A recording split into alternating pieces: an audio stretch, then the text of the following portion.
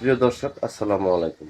আপনাদের প্রীতীয় শুভেচ্ছা জানিয়ে শুরু করছি নতুন আজকের আরেকটি ভিডিও।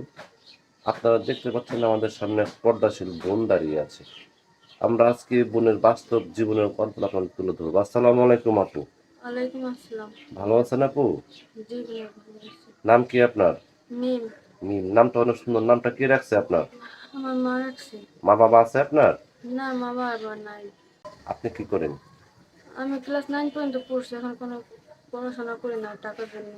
টাকার জন্য ইউটিউব চ্যানেলে আসছেন, কি মনে করি? ভাইয়া অনেক কষ্ট করে আছি। অনেক কষ্ট করে আসছেন। জি ভাইয়া। বিয়ে শাদী হয়েছে আপনার? না, বিয়ের প্রস্তাব আসে কিন্তু যৌতুক চাই, ওই জন্য বিয়ে হয় না। আপনার বয়স চলতেছে কত? 19 বছর। 19 বছর। তো এই যে 19 বছর বয়সে যে ইউটিউব চ্যানেলে আপনি আসছেন, দেশ বিদেশ থেকে অনেক ব্যক্তি আপনাকে ফোন দিবে, তো ঠিক মতো কথাবার্তা বলবেন তো? ভাইয়া মনের মানুষ পেলে ঠিক মতো কথা বলবো, একবারে বিয়ে করে ফেলবো। আচ্ছা আচ্ছা। এখন তার বয়সে যে 70-80 হয়। 70-80 বছর হলে সমস্যা নাই, আমি ভালোভাবে থাকতে পারলে খাইতে পারলে আমার চলবে। আচ্ছা আচ্ছা। তো এই যে ইউটিউব চ্যানেলে আসছেন, দেশ বিদেশ থেকে অনেক ব্যক্তি আমাদের ফোন দিয়ে বলে, ভাই আপনারা যে ভিডিওগুলো করেন, অনেক মিথ্যা কথা বলে প্রতারণা করে, কি কথা বলে কি সত্য বোন?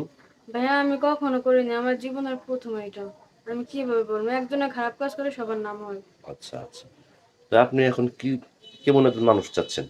ভাইয়া আমি চাই যে আমি 5 ওয়াক্ত নামাজ পড়বো, যে আমার খাওয়ানো পড়ানোর দায়িত্ব নেবে, আর আমি ঘরে বসে 5 ওয়াক্ত নামাজ পড়বো, ডাল ভাত খাবো, এরকম একটা মানুষ হলে হইবে। আচ্ছা, সে যদি মনে করেন যে গরিব হয়?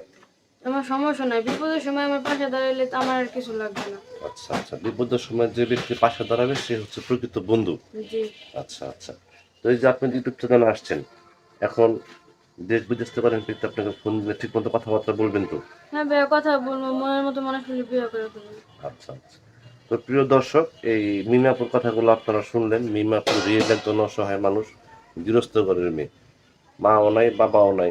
প্রেম ভালোবাসা সাহায্য সহযোগিতা যে যেটা করবেন সেটা আপনাদের একান্ত ব্যক্তিগত ব্যাপার।